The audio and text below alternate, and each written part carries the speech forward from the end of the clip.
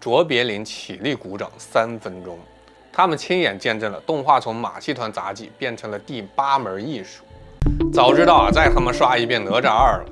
一个老表啊，看完白雪公主以后啊，一边走出电影院一边惊呼啊，还记得上海堡垒他有2.9分，还记得749局他有3.2分。就这，看完这2部电影的朋友们都直呼啊，吃了坨屎。吔屎啊你！你以为这就是电影的下限吗？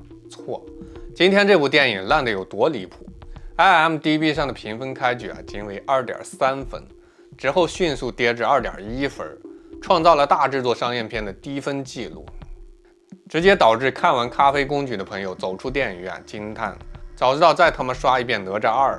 要知道，山寨厂拍的什么《白雪公主与七武士》都有3.2分，而迪士尼的亲闺女《白雪公主》直接掉到2.1分。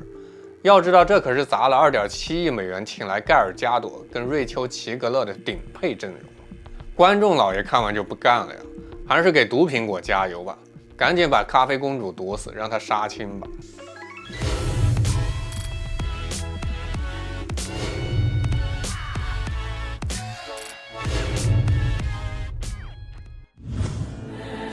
成也公主，败也公主。大家好，欢迎来到老友记，我是大钊。遥想当初，这个女人正在创造历史。她咬下的毒苹果让整个好莱坞破产3次，却让迪士尼赚到能买下曼哈顿的钞票。她就是让迪士尼从破产边缘变成造梦工厂的核爆级作品。1937年版的《白雪公主与7个小矮人》。遥想1934年当华特迪士尼宣布要拍90分钟动画长片的时候，全好莱坞都在笑他是疯子。要知道当时动画片都是7分钟的杂耍短片，谁他妈看90分钟的？你疯了吧？更狠的是他偏要逆天而行，押上了全部身家，连内裤都抵押给了银行。但是这个男人说了句狠话，要么我死在工作室，要么白雪公主杀穿票房。结果你猜怎么着？首映的当天，卓别林起立鼓掌3分钟。他们亲眼见证了动画从马戏团杂技变成了第8门艺术。这电影藏着一个跨时代黑科技，能让平面动画看着像3D 一样呼吸。迪士尼团队发明的多平面摄像机把画稿分层拍出景深的效果，小矮人转个圈都能烧掉2000张手绘图。再看这个钻石矿洞，每1秒动画烧掉当时普通人半年的工资。人华特却说，钱那只是实现梦想的厕纸。演员的入戏更是让白雪公主差点成了迪士尼的死亡诅咒。那个给白雪公主配音的18岁少女玛吉·钱皮恩，跳舞跳进了精神病院。给皇后配音的露西尔·拉斐尔更邪门，每次路演都带着棺材照片找灵感。最细思极恐的是当年动画师为了画好公主的回眸，集体盯着裸模画了3个月。这事儿搁现在要说出来，恐怕连账号都得封。1937年12月21号，好莱坞中国剧院门口排队的不是粉丝，而是等着看迪士尼跳楼的同行。结果电影放完，观众把口红印满了海报，贵妇当场摘珠宝打赏，连罗斯福总统都发电报催拷贝。就凭这一波，直接就给赚疯了呀！相当于现在连拍了30部复联，直接实现了金鱼翻身的壮举。迪士尼用这些钱盖了梦工厂，买了奥斯卡特别奖杯，还顺手创造了公主宇宙这个100年饭票。北美游醉公主梦，神州已醒哪吒魂，熊出没里藏大道，流浪星球起玄蒙。昔日童话刻父辈，今朝国漫塑儿孙。任尔金山堆朽木，难敌玄黄造化羹。俗话说成也公主，败也公主。现在这张饭票显然已经被刷爆了。接下来说一桩西洋奇谈，迪士尼真人版白雪公主，活脱脱一场东施效饯的现实报。此片取得 IMDB 2.1分的史诗级战果，成功给上海堡垒749局找回了自信。想那1937年动画版白雪原是乌木青丝血座姬的角色佳人，如今却叫拉丁与瑞秋·齐格勒演作什么焦糖美人。瑞秋·齐格勒明明日常是辣妹身材，电影里硬是裹成行走的拖把精。剧组把动画里的死亡芭比粉直接复制粘贴，这拉丁美人秒变城乡结合部的影楼模特，政治正确变成了遮羞布。而且给人白雪套上了领导力的人设，结果全靠嘴炮让视频倒戈。网友吐槽这他妈是女权，这明明是女版龙傲天嘛！魔镜睁眼说瞎话，硬将铜镜照作银盘，气得格林兄弟的棺材板都直接颤悠。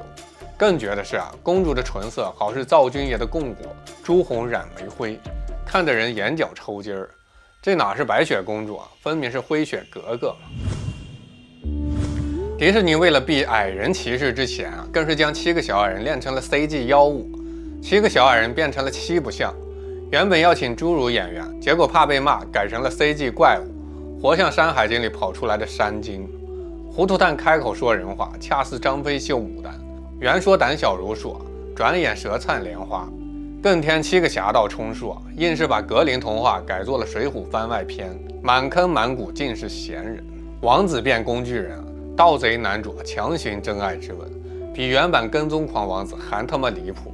这白雪公主还真举起板斧秒变女战神，可惜编剧忘了给女主配把青龙偃月刀了。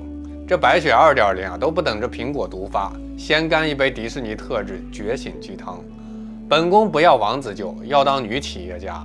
而且这 2.0 版的魔镜新增屏内在美的功能，真是纱布擦屁股给我露了一手。再论心肠歹毒，皇后恐怕早该垫底。耗资2.7亿美刀，特效却是亲民纸扎。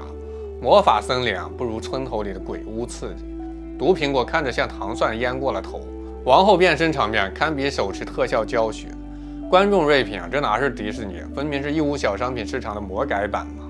想那上海堡垒上知道刘海拯救地球是笑谈。749剧好歹留对翅膀充门面，今天的迪士尼偏要削足适履，更将百年童话塞进了政治正确的紧箍咒。这2.1分岂是偶然，分明是天道好轮回嘛！君不见淮南子有云，削足适履，岂能久乎？罢，且待那西洋人痛饮3碗觉醒鸡汤吧，方知咱封神里申公豹都比这白雪公主讲武德。这些年从小美人鱼到花木兰，迪士尼愣是把经典翻拍完成了俄罗斯轮盘赌。这次更绝，既想讨好 Z 时代搞觉醒，又舍不得老 IP 的情怀红利，最后整出个4不像。